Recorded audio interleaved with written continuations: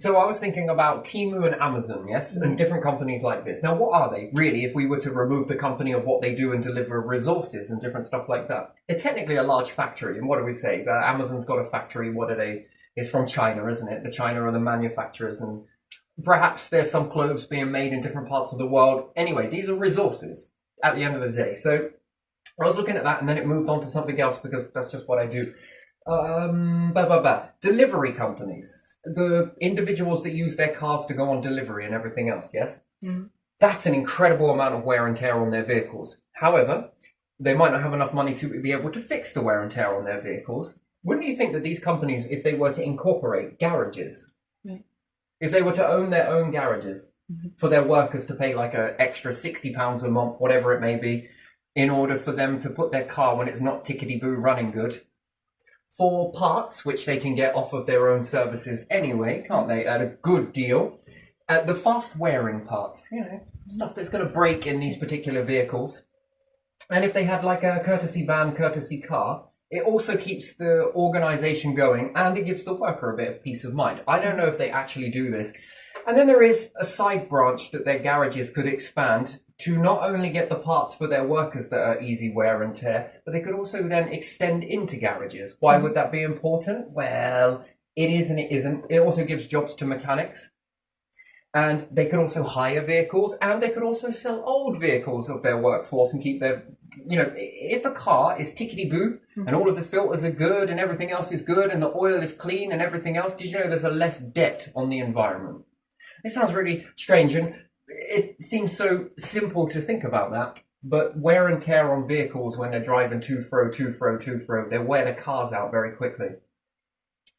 Now, what sort of discount is there for them at garage ratio? They're working, they're doing a good job, and I often wonder about that. So if they were to build garages, and anyway, this is not the point. The point is what comes next. So in space, in order for any of this stuff to move into space, you need a lot of things in order to get going, right? Especially with this, you need resources and being able to collect the resources. So you'd look at the cars as data points of moving this stuff. You then have ships, which is larger amount of resources traveling from one place to another. Then from this particular depot, which would then be a storage, would then go off to another area, to another area, to another area. And then when you look at this up into space, this is where it could start this way. So there's going to be resources, right? Which then, first off, is the zero, is mining, yes? And being able to mine, what do you need? Well, you need robots. But you're also going to need robots that have a garage and a place to be able to do this, yes? And if resources are being gathered by the bots, and you're also collecting the resources, you can then start to build replacement bots from the resources. And then when one goes for a repair, two then come out. Therefore, you're then beginning to get more mining because more bots are coming. And each time one breaks down, two go out. In the meantime that it's repairing that bot, it's also making another one to fill the gap. Then another one can be released, another one. And before you know it, you then begin to extend a workforce. Another thing is taking resources from the Earth is very expensive. You need rockets. Rocket technology and all of that. It's very difficult to lift all of this stuff up. And it makes more sense to get the resources from space on mining projects. And then being able to mine it, you're also going to need like a type of space garage. It's a weird thing to think about, but when you're in space a long term, you're going to be relying on this sort of stuff, the fixing. So it went from here to resources, which then is the mining, which is at zero. Then 1, resources. The next one is the factory. 2 is the parts. And then we go to 4 to fit, to be able to fit it. And then recycle the old. So the old that comes in goes back there. 6, you can use the sun's heat to shape. To shape, make, sort of get all of your... You don't need to bring it down to the Earth to then shape it on the Earth to then send it back up for a rock. I mean, yes, some of it can come to the Earth, but a lot of it you probably want to be getting out into space. When you begin to be able to use the star to shape different things, it's X, Y, Z, you can then start making farms. And it starts off as like a garage, really, where all of these things are made and then pushes it out. Then modules get built onto this, plus the resources are really coming in, no longer working on Earth's. You begin to tap away from it. If it needs carbon dioxide, you get it from there. If it needs this, you can take a little bit of methane from here, a little bit of this, a little bit of that. And then you start to begin to bring all of this stuff together. You also need the storage of the resources and storage of made parts. The stuff that breaks down really easy, it would be nice to have a lot of those. And these go into the parts that are needed that are easy wear. They wear down and they break very easy. But just before they break down, you've already got a bot coming in to replace one to push off the other. But if it's a hull damage or something breaks beyond repair, it needs a garage. How does that work? On Earth, we know that we take a car, we drive it on a road, and we take it and we put it into the garage. What about in space? The garage becomes a difficult and a different place to operate in. And you see where our knowledge is lacking. Fixing things in and watching NASA do some of the stuff with Hubble, where it was very slow, it's very careful, it's very calculated a bit at a time. Although it appears to be quite easy in zero G, it's actually not really, because every force that you do, there's a counteraction to it. So again, taking this sort of data of how to build things in this elegant dance, therefore you need a lot more of it. But as you get onto it, what you do is begin to grow. And it reminded me of looking at Temu, Amazon. So if some of their vans, if they're buying constant vans and everything else, then, you know, if it breaks and they're replacing it, breaks and it's replacing it, that becomes quite the thing. But if their vans are already going into a place at night and they're being worked on, then they're off ready for the next day, they're never going to break down. Therefore, there's no break in the chain. No break in the chain means the deliveries get done without there being a backlog, without one breaking down, without it doing this, and this. So, yeah, it starts off slowly as to what you need. The resources are the main thing, but there again, bots. And from bots, you go to collect the resources, which is mining. However, there are intricate ways of getting these off of a planet. So it's probably best to go for ring systems and Kuiper Belt and everything else. You don't need to say that, but that's... Once you start to get all of this stuff, you can then start to build up certain garages. And again, the garages become a workplace or a factory, the first that you get working in zero G. This gives you a lot of data as to how that can work. Because the data build up is to how to build this sort of stuff, what's needed. If you use the sun to shape things, I mean, that's interesting as well. You don't need as much energy. You don't need to send it down to the earth to then, well, let's say, heat it up, melt it, smelt it, bend it, shape it, put it into smaller strips, larger strips, different strips, rah. You can use the star to do that, and it comes already pre-packaged for whatever you need it for. Yes, some might come to the earth and some might go on into space. So if you can start with farms, why do we start with farms? Well, these things begin to convert the gases, hopefully, and you can get a nice cycle going with those. And then how much is done and how many problems happen. When we think about it, seeds, although I don't like to say it because it is a life form anyway, but still, as opposed to humans don't need to make this project, nature is helping in this project. For once, it's reverse, really. Nature helped us, then we go on to help nature. And then while we help nature, nature bets the way for us. And then we'll be able to help humans come over to the environment. So once again, it equals out again. Each step seems to be nature first, then comes the humans, then comes all of this sort of stuff. But in actual fact, it becomes robots first. So humanoid, somewhere along the two. Again, it depends on what type of bots do you need. The ones that are closer to the sun, would they work better with solar panels, which is not really a regenerating fuel supply. And then there are some that work in the shaded areas. Can we move light and different things like this? And then this begins to, when you start, it looks so arduous, like it's such an uphill battle. But you make a start, and once you do, you can then begin to expand your workforce. The workforce, for every bot that retires because it's broken down or something's happened, another one needs to go out and collect this and bring it back. And two leave when one goes. It'd be better that they learn when they're starting to tire out in certain areas, which would then mean feeling bots, wouldn't it? Which would be sensors. And then they go in at the same time they bypass. As soon as one leaves the chain, the others replace that.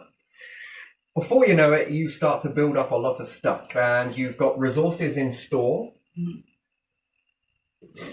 That's a lot of resources in the store. Bullet point that one. Then you've got as a way to make things, so you then have a factory.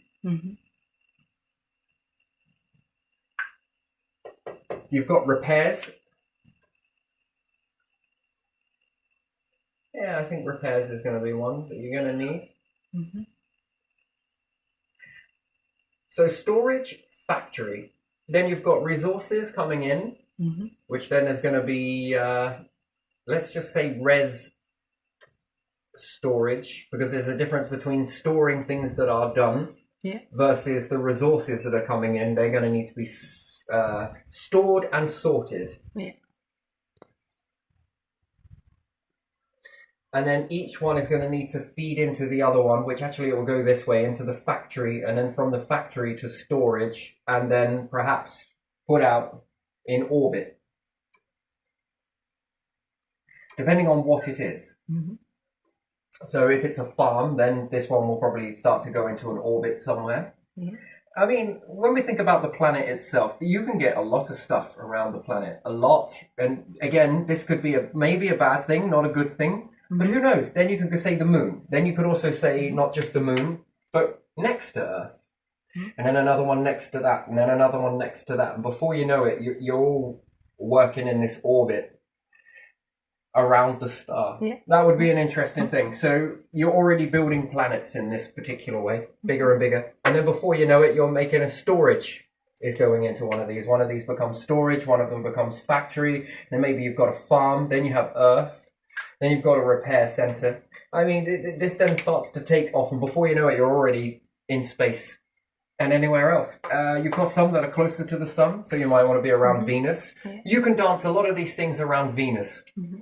It'd probably be better to go around Venus, to be honest, because you can cool down Venus at the same time with having things that orbit around. Would probably drop the temperature on Venus. Yeah. And you can shield the back of these farms so that they can be cool and not too hot, not too light and not too dark, so they can orbit around there. And plus you're not bleaching out, and it's not that far. It is and it isn't. You could also do the same for Mars, but this would cause Mars's temperature to drop even further, which then the atmosphere begins to collapse down. And I think it's easier to get these resources off of there as opposed to sucking up gas, which you could suck up gas and maybe start blowing this onto a particularly different planet as a storage. Gas is quite a fascinating thing. If the object is big enough, you can blow this gas cloud. And that's an interesting thing. That once you've got all of these objects orbiting close proximity, let's say to Venus, this is a weird thing. Again, it could crash, but that's the thing. What happens if you blow a load of gas around this area? Would it hold in that configuration around?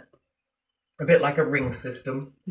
Interesting. But anyway, this would be a ring system. In fact, I would do it all over Venus, to be honest, to block out some of that light. And then you would have hot spots, light spots on Venus, which then anything that was using solar panels must never rely on solar panels, though.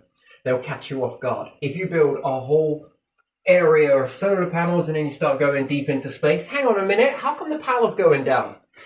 It's good to get you out scouting while the sun is young. That is a good thing to do, and it's probably good to act upon that while you have the technology, because other types of devices that you've got, and I mean, is it uranium mines here? I mean, where else are you going to find uranium? Are you going to find it on most of the planets around? Yeah. Yeah, I just wonder what's on Jupiter. It's pretty big. I mean, what's it gobbled up? What's it eaten? And the only way to really know is if the atmosphere begins to pack down, or you, like a balloon, let out the atmosphere. It's a very interesting process, but still, again, that would need to be done very careful and considerably well.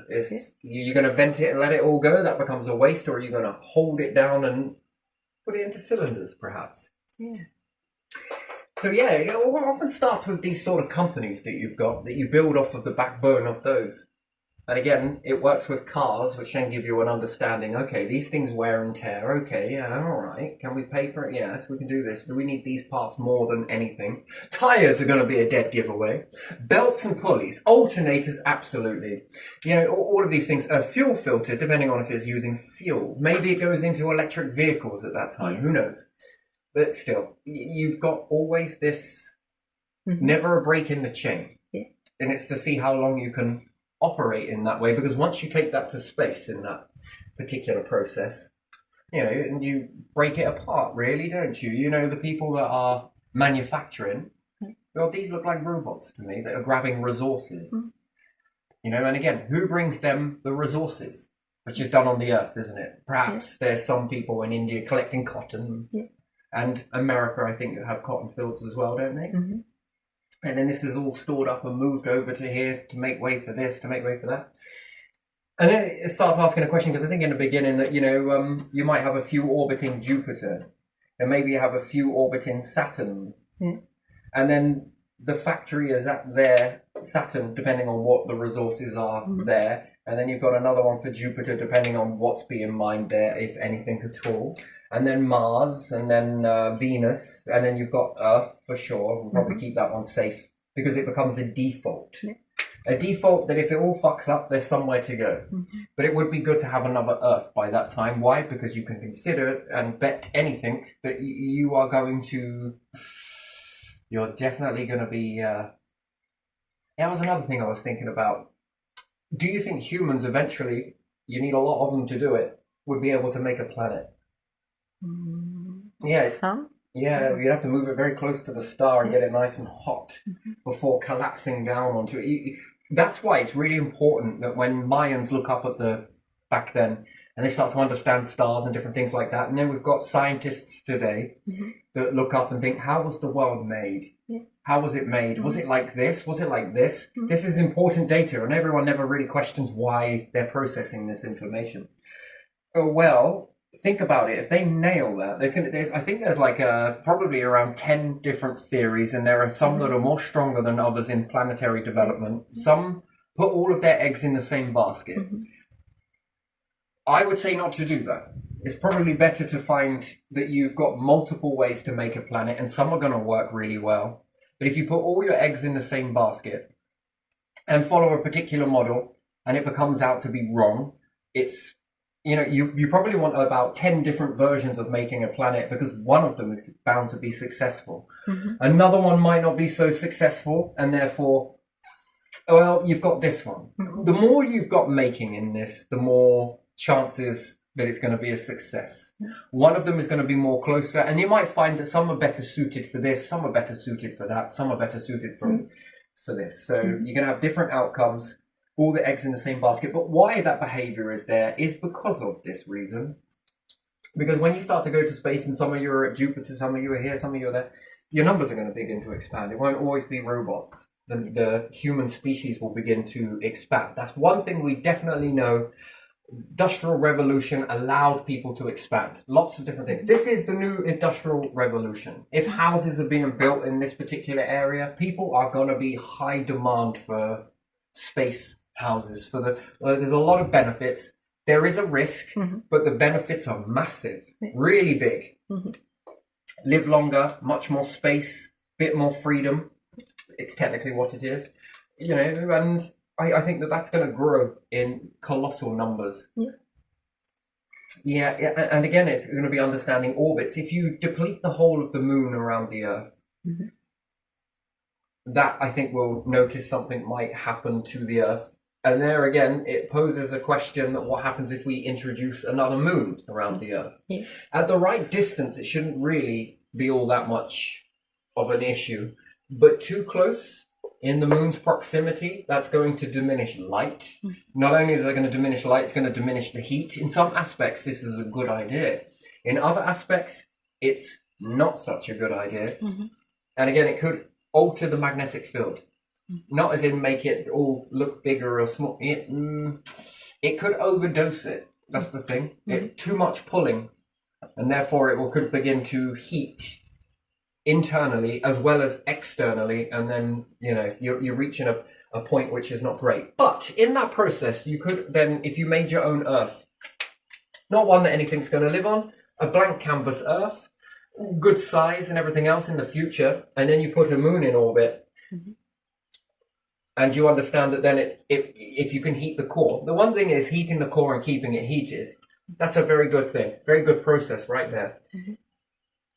And it's suspended fusion process, I would say. It's in that it's not enough to create fusion, but it's not enough to stop the process of keeping it hot. That is a really good thing. if you can orbit enough things around a particular body that is good enough when you collect the right sort of metals and it starts generating a magnetic field, and in the process of the orbit, it's really stretching and squeezing and it's keeping it liquid. And then the crust begins to ignite and begins to glow at a slight ember, let's say. And it's getting very hot. But you stick a solar panel in front of this, and humans will then be orbiting around the particular planet, yes? And the light is coming off of the planet. And you make some sort of technology that is able to get energy from that. So you could tap into the magnetic field that it's creating. It's not enough to cause fusion. It's suspended. It's almost in pause mode, but it's just generating a lot of heat by this pulling it. Basically, just if you could keep stretching and squeezing a piece of metal, we do it with spoons experiment, yes? And how hot it gets.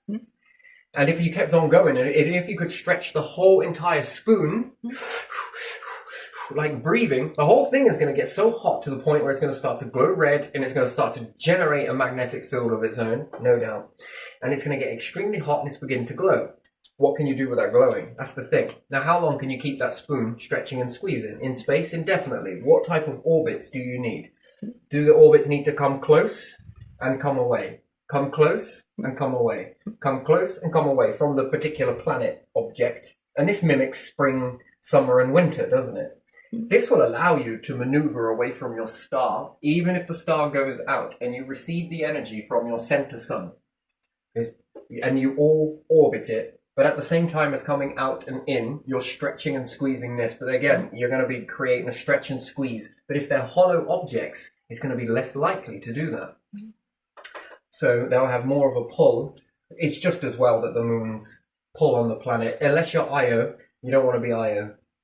You want to be somewhere in between a ratio further away. And then there is the process of Io. If you had a few planets, you had one particular planet, which would be your Earth, yes? Nice. Good.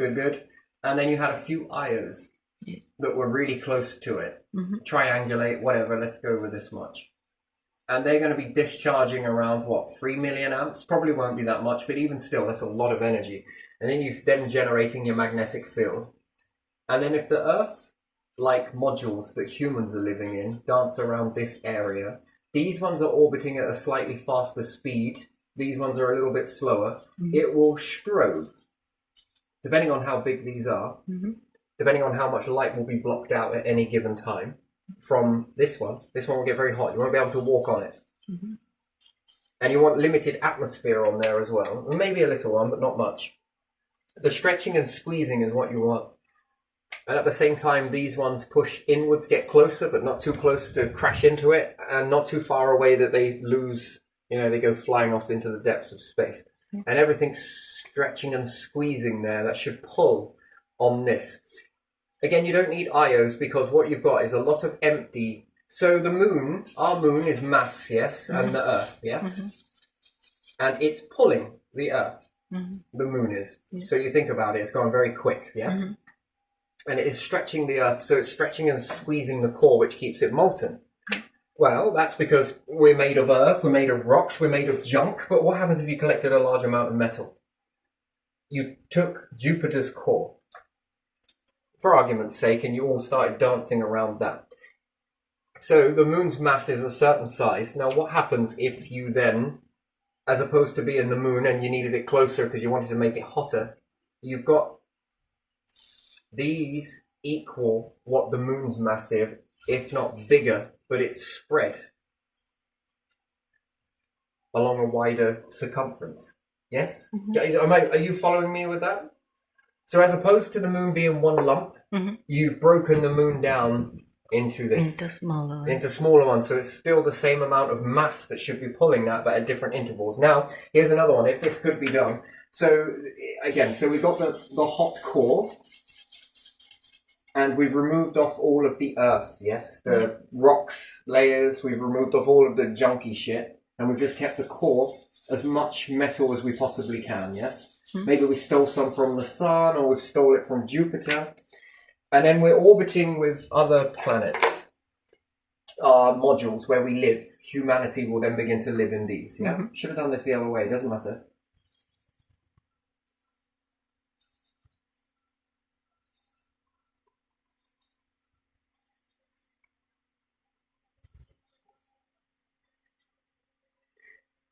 This one's going to pull. This one's going to pull, but it's also going to let go. So you sort of make a star pattern. Some close, some further away, some further away, some close. And you could say that you're starting to get a star pattern. Mm-hmm. Yes? Yeah.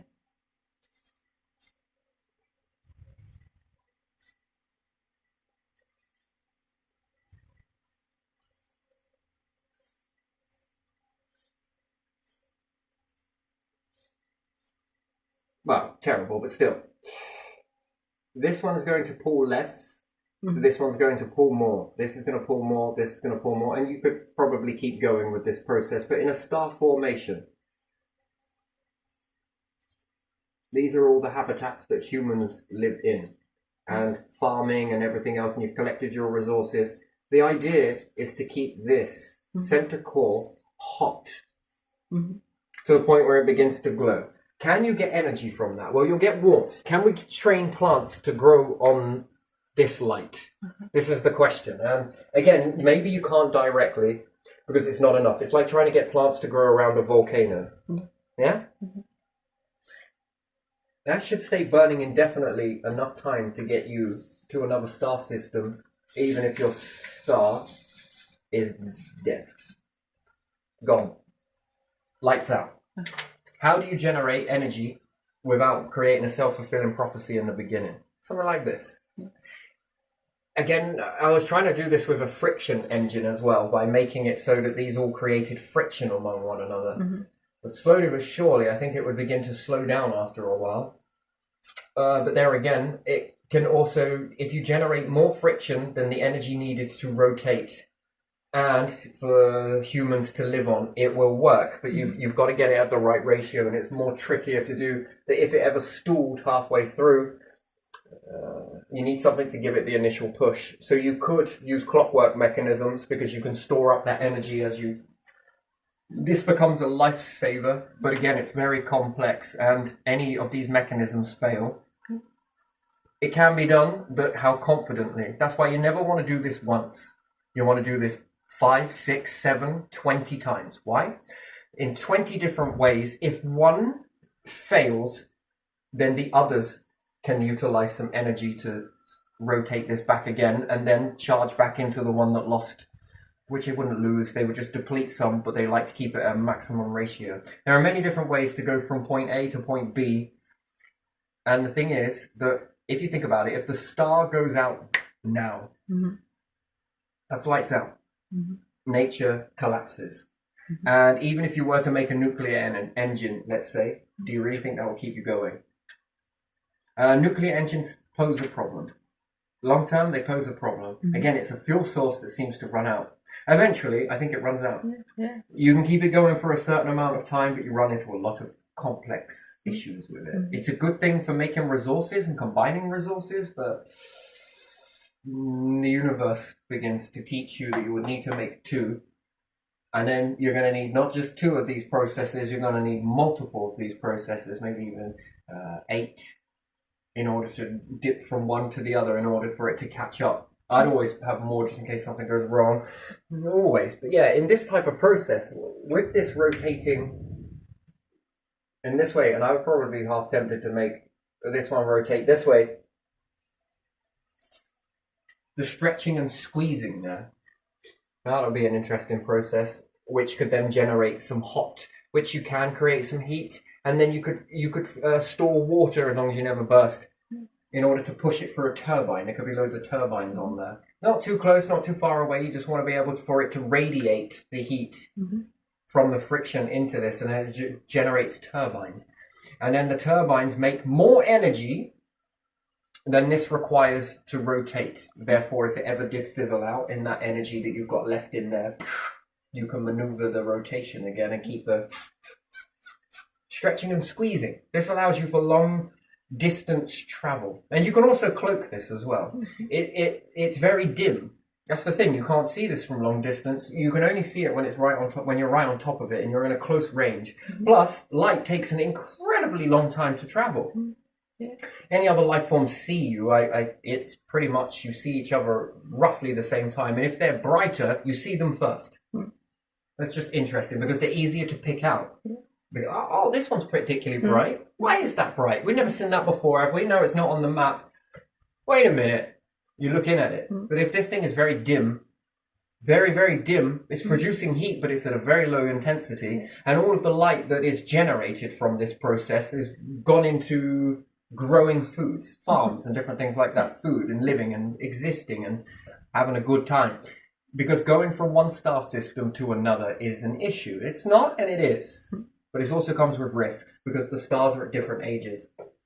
So it's knowing when to go and when not to. Because you don't want to be past traveling one and it explodes whilst you're going past it. Because it will knock you out. That's game over.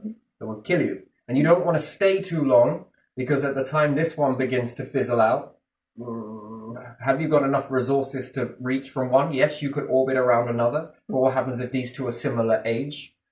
What happens when this one goes too close to this one? It puts you at risk. So knowing how to hop is another thing entirely. You're not there yet. That's the thing. No, humans are not there yet, so you don't need to worry about that sort of stuff. That is problematic, but it's probably not for yet. That's probably too far ahead, to be fair. Figuring out a way. And it comes from making planets, but it starts off with being able to gather as many resources as possible and understanding orbits. This would have all been science fiction, but yet Voyager went. And then they saw Io. This is eye-opening, is what that is. You know, the moons were not... I think it was Bruce Murray that actually was the one that had them listed as targets. I think it was Bruce Murray. I think it was. If he hadn't have got his way or did what he did, then these would never have been looked at. And then the information that Io is more geologically active than Earth, and it's a small moon, then it goes to show you that. The next question is, how long has Io been churning like that? It'd be very important to age Io. How old is it? How long has it been doing that for? This would be a question I would ask scientists. It's very important information that you need to understand how old is Io. It's very hard to tell, really, isn't it? Very trick question, isn't it? Because it gives you a rough idea of how long that's been churning for, and it's running off of this very similar process here. Nothing here in the universe, solar system, is by accident. It's done deliberately. You know, we was talking about intelligence. And, you know, you when you see the pattern, you can't unsee it. Something is churning life on this planet and has been. And it's. Did you know we humans are? I'm going to have to say are the oldest life forms, not the intelligent ones. They're quite old. So you're doing something along the lines, but how long does that patience last for before it is? I think we can do better. And then, is that going to be humans come back as a different format? I don't think it works that way. I think it's... we often see it as an extinction event that it's all over. No, it's all over for a certain species. But guarantee it, something else will always rise up. Is there enough time? That's another question. And is there enough time? And are the species willing? So this gives me a good hunch that something is wanting that. Why? And there again, look at the capabilities. You can do something about your fate. That's the thing. Not just yours. You can also do it about all life forms on the planet. I don't know about you, but walking that path, what could you get in return? Well, it's made you once. You succeed, it will make you again. You succeed even further than that, and it's going to hold on to you. Why? Clearly, this process is what it wants. There is intelligence that you take on yourself. Be an intelligence. What we say when we are aware, we understand, we can see, we can process. What are those gifts for? And clearly, it's hovered on this particular moment. And yes, it has wiped out life forms in order to get to this stage. And then there is complacency. We can sit and rest and not do anything, but again, that comes out of our hands. That's when it becomes out of it and something's going to change, until it gets what it's looking for. And I've got a funny suspicion that it's this. This pattern is too... it's too uniform for it to be coincidence. Something is shaping. We're being shaped. The same way that we're trying to figure out what this God, what it is. You think of it as a piece of marble is the best way to think of it. And we sort of shape it. Well, what is it? I think it's this. And then as we go on a little bit more, we start to shape it again. Actually, it looks like this. Okay, no, we keep going and we're shaping it a little bit more. That same process is also happening to us. But it clearly wants intelligence. It's clearly life's main purpose is to create the most intelligent life form. Now, what is that for? That's a good question. That something is shaping that for a particular reason. And then when you peel it back a little bit more, you then start to look at it and think, hello, something, then it must clearly mean that life wants to exist. And then there is evolution. And it safeguards you, but it's also given you the same tools as evolution to lap it. That's interesting. Now, why would something give you that? So there are two types. One, I'm limited to this right now, but can you, and we abuse this in some aspects, can you make life forms live longer? That's another question. I think that it's a question without ever asking it. It's asking it in patterns, in symbology, in all of these things seem to lead to a question and answer, a Q and an A. I let you see this, and some life forms might be like, how can we make these ones live less? And again, yes, you may have got rid of a few individuals, but what are you telling something else?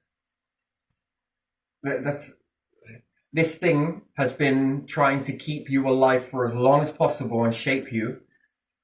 And you're telling it, actually, no, we don't want these. And then it's a matter of time before, again, and it becomes another puzzle piece that, when I was connecting all of the strings to it, it seems very weird because it's visible and then it looks messy, chaotic and everything else. And then that poses another question, that when you look at other life forms, they rely on evolution in order to safeguard them. But we rely on evolution, but we can also know more than evolution, not because we're better, but because we can help it. We can make ourselves live longer, we can make animals live longer, we can make nature live longer. And what does that point to? On a planet that dies, how does it know that? And therefore it's aware of time. Because the urgency to create that in such a short space of time, one planet, X amount of years it's been in existence, next to a star that is, fucking hell, temperamental at best, and it knows way more in a very short amount of time. And what does it want to achieve? Keep going. So how is it aware of time? In time, not in as a watch time, as in existence amount of time. What told it that? Who told it that? How did it work that out? That's interesting. And how does it know that before that event has happened? So then it gives you an understanding of how old these building blocks are. It's clearly meta-demise elsewhere. That's the ore. It either died on another planet and these particles got slung here. So it almost got somewhere shaping something and then time limit ran out. The star exploded. Or it knows this via being on this planet. But how does it know it? And therefore it doesn't need to happen in order for it to know it. That is extrasensory perception. If any way I want to shake a stick at it. And it also does take this to its own advantage as well. It utilizes this. So there are many structures that can, and it depends on what it's tapped into. Those strings yesterday. So yeah, it would be very complex creator, to say the least, in multifacets of angles. And there are many structures. We're like that game with all of those bits of straw, those straws and loads of marbles on top, and you've got to pull the straws without... And our life seems to be these multiple things, but the problem is with these straws, you pull one, the whole lot falls. Get a meteorite, the whole lot falls. If anything in this structure decides that's enough, the whole thing falls. And if it is aware of that, then what else is it aware of?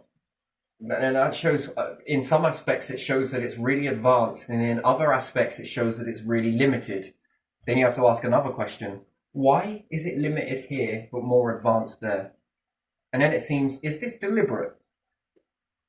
Yeah, no, to me, it feels like it's deliberate to the life forms is, do you want to be tested?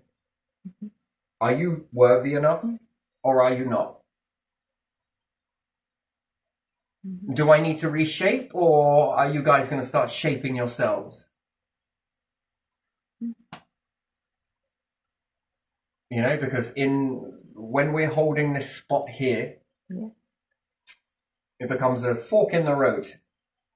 So therefore it's reserved. I don't think it's actually not intelligent. I think it's gone to as far as the road as it's willing to go. And it gives you this unlocking, and it gives you this capability. But meanwhile, while it's gone quiet in the evolutional chain, it's thinking, what happens if I shape these like this over here? What happens if I build these together? Oh, it's busy. It's building something else. The next version. That's what I think it's doing. It's building the next version, and it's all on you. It's now or never.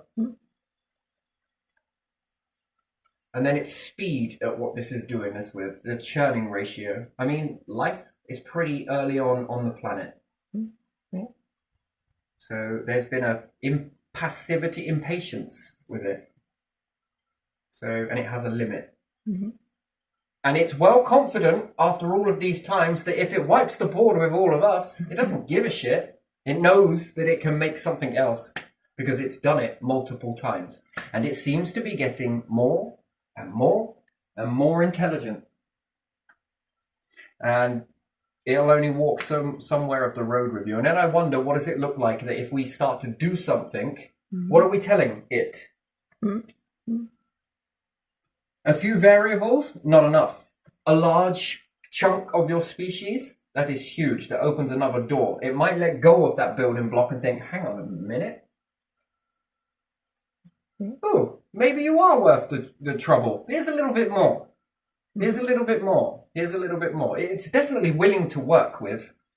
Yes, it is. Of course it is. It's, from a certain perspective, it looks broken, stalled, stagnant. No. It definitely isn't. I think that we just haven't been listening to it. There's a difference. So anyway, whatever you want to shape that as in anywhere else, but yeah, sure. And then it begins to teach you a skill, but then it wants you to live longer. Not just you, but everything. And then when we tap into that, we're telling it in not so many words, as a species, we're willing to work with you. And then what's that data that then can come if it lets go of this? Because from my way of thinking, it's processing next life forms. I am fascinated with an octopus at the moment. I am. And humans, and, you know, when you sit there and you look at different life forms and the many different possibilities that there are. Okay, whether you want to accept into that or not, with using genetics or whatever else is not great in all of it. But moshing all of these life forms together. And in order, they got to fall apart in order to glue back together to then build up to make something else. How much more intelligent do you think that could be? Yeah, part this, part that, part this, a little bit of this, a little bit of warrior from a lion, a little bit of this, a little bit of dino mixed in there, and then, oh, there we are. Let's see what you lot are good at. So, you know, I think life, if this is it, then this is it.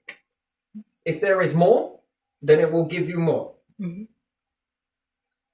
when we start walking the road, what does it give back? After all, it's giving. So yeah, when it begins to pick up other things, it begins to want to start to mosh in other life, we got an issue. Because there are many ways to cause extinction, and it doesn't mean necessarily meteorite, it doesn't mean this, and it doesn't mean that. No, it can pull the threads from inside. Mhm. We've seen this with some of the species already, and some of us will say, oh, it was probably because of the meteorite. Maybe it was because of this. Maybe their food supply, or disease, or it stopped defending it. Mhm. Anyway, so yeah, making planets in this way, I think, is them moving off to another star system and XYZ and everything else. And yeah, and then there's another planet that you could also make that is left for all of these processes to continue naturally. And another one that perhaps is where humans are mixing life forms together, safely away from other humans, safely enough that it begins to come together. I think naturally will put us on our ass every single time, this natural process, where we can create a natural biome in an unnatural circumstances. I think that's then what it really does best, is it begins to accumulate these life forms. And then we'll see it as intelligent. And then what would we do? Would we wipe it out because it's more intelligent, or would we incorporate with it?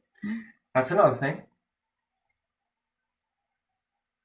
And then whatever this force is, do we accept its will? Or is it all about us? Yeah, I think there's a pattern here. It's merging. There's a very beautiful pattern. It's interesting, to be fair. But if not, what else are you here for? Why are you here? You know, this stuff can all be seem like it's laughable, but then what is your purpose then? What is it? What is our purpose as a species? With all these capabilities, what's it for? We're so unlocked, it's unbelievable. Yeah, anyway, wouldn't it be fun to do this sort of stuff? I think it would, personally, but there you are. But it starts with little things like this and manoeuvring off and using the star while it's here. Mm-hmm. Playing around whilst you've got the resources, because at the end of the day, we've gone from spring, we're already in summer. Summer abundance, bringing all of that stuff in. Mm-hmm. It's not going to last forever. Mm-hmm. And that's the bit that concerns me, is what it knows. And what it's preparing us for. Mm-hmm. Interesting. Anyway, so yeah, probably go into this one a bit more later on. So, yeah, interesting. I like this one though. The pattern. Yeah. It's very clear of a, what do you call it? And it makes me wonder how many you can get around there to cause this. Because, you know, this one's going to pull less, but this one's going to pull more. Mm-hmm. That's already going to start causing ripples. And if it's opposite to, I would make it mismatch, personally. Mm-hmm. I would make one side have the valley, or maybe not, maybe both sides, because then you can pull it both sides, but then it's going to move. It's going to be stretching and squeezing and letting go and pushing back. And I think in that, it's going to be like bending the spoon and keep going until it then generates a magnetic field, which is wonderful because it can protect us. Mm-hmm. So if we get too close to a star, it's going to be all nice and protecting. I just wonder what happens to one of these badasses if you did the same thing with that. But anyway, that's just a different story. Yeah, no, I'm going to leave it here for now. But still, beautiful, because it reminds me of a plant, a flower. Mm-hmm. It makes me look at nature a little bit more. Well, how the fucking hell do you know so much stuff? It's almost like it's all in the pattern. Yeah, anyway, just going to leave it there. Anyway.